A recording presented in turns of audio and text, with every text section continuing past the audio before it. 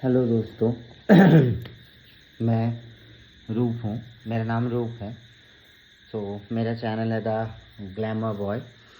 क्योंकि मैंने पहले वहाँ पर सोचा था कि मैं उसमें कुछ मेरे स्किन केयर टिप्स दूंगा, बट ऐसा हुआ नहीं।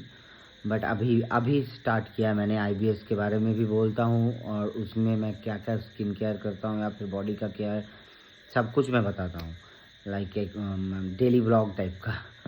और उसमें आप लोगों को हंसाने के लिए शॉर्ट भी डालता हूँ, जो कॉमेडी शॉर्ट्स होते हैं। आज रात के बज रहे शायद 11, साढ़े 11 या फिर 12 बज रहे, आई डोंट नो, मैंने घड़ी अभी नहीं देखा। मैं रात को ये वीडियो बना रहा हूँ और सुबह का भी थोड़ा सा क्लिप शायद होगा। कल सुबह मैं थोड़ा सा और भी डिटेल से बनाऊँगा, क्योंकि मुझे अभी मेडिसिन लेना है।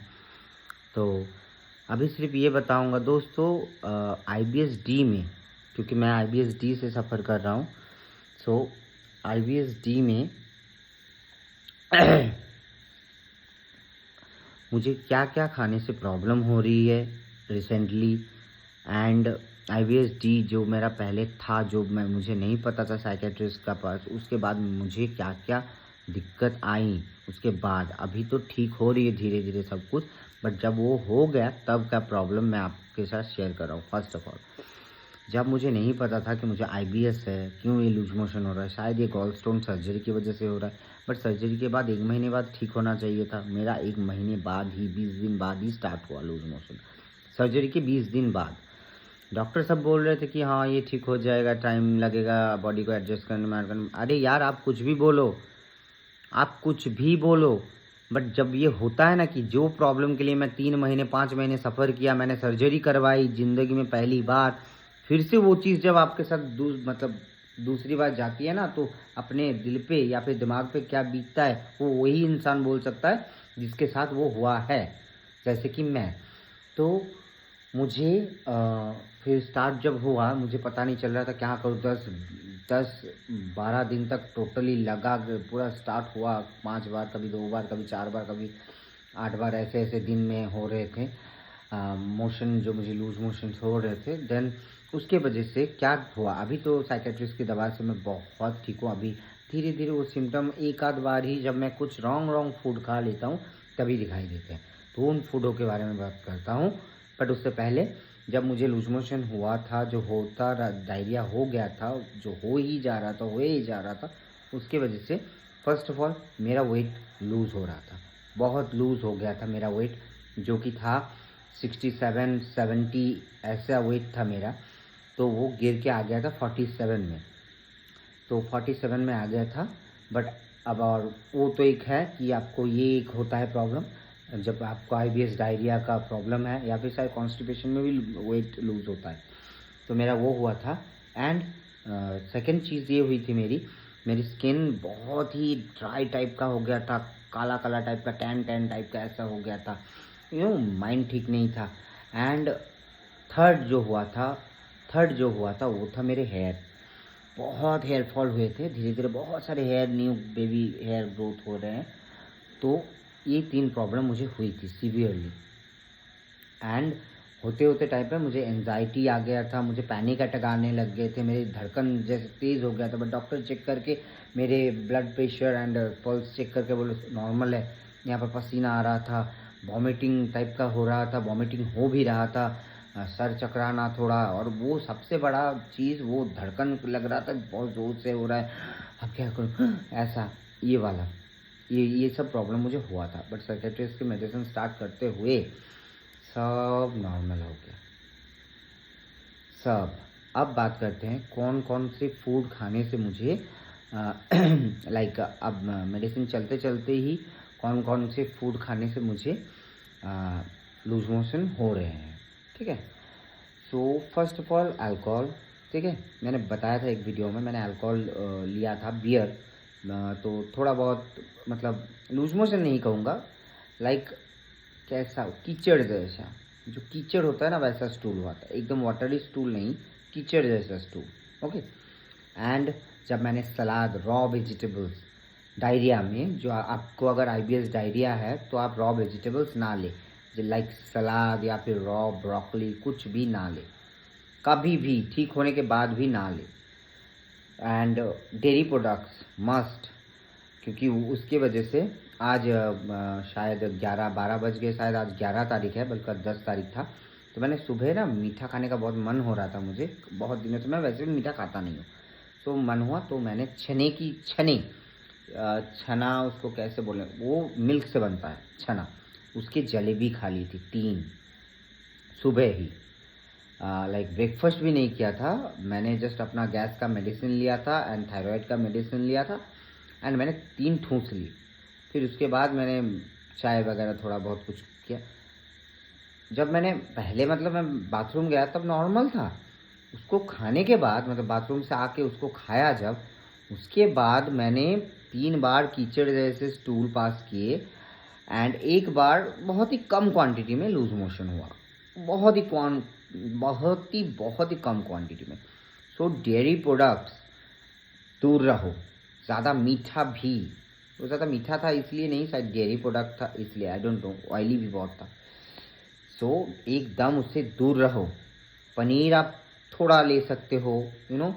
मुझे चिकन और मटन मैं थोड़ा थोड़ा करके खाता हूँ तो मुझे कोई दिक्कत होता नहीं है, बेसिकली डाइजेस्ट हो जाता है, उसके लिए कभी भी प्रॉब्लम नहीं हुई।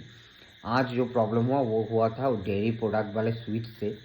सो मैं तो डर गया था, डॉक्टर को फ़ोन किया, डॉक्टर ने बोला ऐसा कुछ खाया जो पहले नहीं खाया था? मैंने बोला हाँ ये खाया था, तो बोला वो ट्रिगर करता है, मिल्क प्रोडक्ट वो ट्रिगर करता है, नहीं लेना। आप कर्ड ले सकते हो, दही, मीठी वाली दही नहीं, खट्टी वाली दही जो नॉर्मल ओरिजिनल दही होता है, थोड़ी सी क्वांटिटी में आप उसको, थोड़ा सा क्वांटिटी में आप ले सकते हो 1 दिन या फिर 2 दिन बाद, क्योंकि वो पेट में जाने से गुड बैक्टीरिया बढ़ाता है वो दही कर्ड, तब वो थोड़ा सा क्वांटिटी में ले सकते हो कभी कभी। एंड पनीर भी आप कभी कभी थोड़ा क्वांटिटी में ले सकते हो। एंड और एक चीज़, आपको सलाद नहीं खानी रॉ, सो एकदम ही नहीं खानी रॉ खाने के बाद मुझे प्रॉब्लम हुआ था यार। सो ये सब नहीं खाना। और भी बहुत सारी चीज़ें हैं जो अभी बहुत लेट हो गया, तो रात में मैं इतना ही बता रहा हूँ, बाकी का ब्लॉग मैं सुबह आपको बताऊँगा।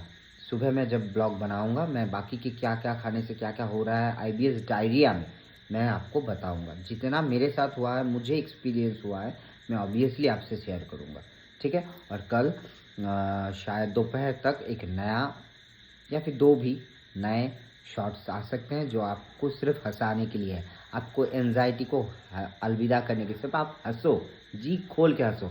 इसलिए मेरे शॉर्ट्स आपके लिए मैंने बनाना स्टार्ट किया है, ताकि जो भी भाई, जो भी बहन, जो भी माएँ ये IBS से सफ़र कर रही हो, जो भी वीडियोस देख रही हैं और मेरे शॉर्ट भी देख के वो थोड़ा सा हंसे, उनका मूड थोड़ा सा ठीक हो, बस इसी कोशिश में लगा हूँ। क्योंकि मैं जिससे 5 महीने जूझा हूँ, अभी तो मेडिसिन चालू करने के बाद बहुत रिलीव है, लाइक 30% रिलीव मुझे मिल गया है, 30-40% रिलीव। सो मैं नहीं चाहता कि आप में से कोई भी उस तकलीफ़ से गुज़रे। सो बस रात को मैं इतना ही बोलूँगा, मैं सुबह बाकी पूरा अच्छे से क्लियरली बाकी वीडियो में बता दूँगा, ठीक है। सो दोस्तों आज के लिए गुड नाइट। मैं ये कल सुबह ब्लॉग एंड करूँगा, कल सुबह के कुछ बातें आपको बता के ही पूरा ब्लॉग मैं दूंगा चैनल पे। फिर दोपहर को आएगा मेरा शॉर्ट का ब्लॉग नहीं आएगा, शायद शॉर्ट ही डाल दूंगा, शॉर्ट्स डाल दूंगा, आप देख लेना, आप थोड़ा हंस लेना यार। चलो लाइक मत करो, आप देख के थोड़ा सा हंस लीजिएगा, बस यही से मेरा काम सक्सेसफुल हो जाएगा। आप थोड़ा सा हंस लीजिएगा देख के, अगर हंसी आए तो दोस्तों आज मुझे मेडिसिन भी लेना है, तो लेट भी हो गया, तो गुड नाइट। रात आज के लिए शुभ रात्रि आप सबको। So bye. One eternity later. Good morning दोस्तों। कल रात को तो मैंने वीडियो बनाया था और मैंने बोला था सुबह मैं बाकी का बना दूंगा, तो मैं आज 10 बजे उठा हूँ। नींद अच्छे से लिया मैंने, जब से मेडिसिन लेना स्टार्ट किया है नींद बहुत ही अच्छे से आ रहा है। तो कल रात को मैंने बहुत कुछ बताया आपको, और एक चीज़ बताना है कि सुबह जो आप चाय लेते हो, है ना, मैं ग्रीन टी या फिर लिकर टी इस बारे में नहीं बात कर रहा, मैं मिल्क टी के बारे में बात कर रहा हूँ, दूध वाली चाय। तो अगर हो सके तो उसको छोड़ दो।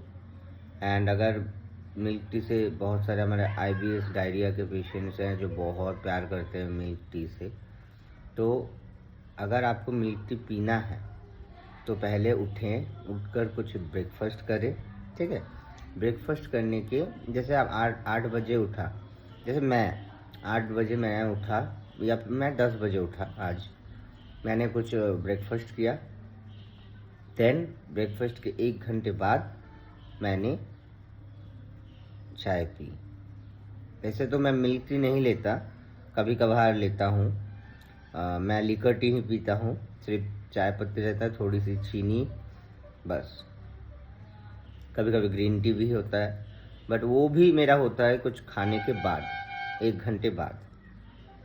तो मिल्क टी में इसलिए मैं मना कर रहा हूँ क्योंकि एक तो मिल्क की चीज़ें बंद ही रहती है IBS डायरिया में, क्योंकि वो बिगाड़ सकता है। एंड चाय में भी कैफीन होता है। कॉफ़ी तो मैं बहुत पहले छोड़ चुका हूँ, कॉफ़ी लवर था मैं, बट जब से IBS डायरिया से सफ़र कर रहा हूँ मैं कॉफ़ी छोड़ चुका हूँ, क्योंकि कॉफ़ी पीते ही मेरा डायरिया और भी सीवियर होता था।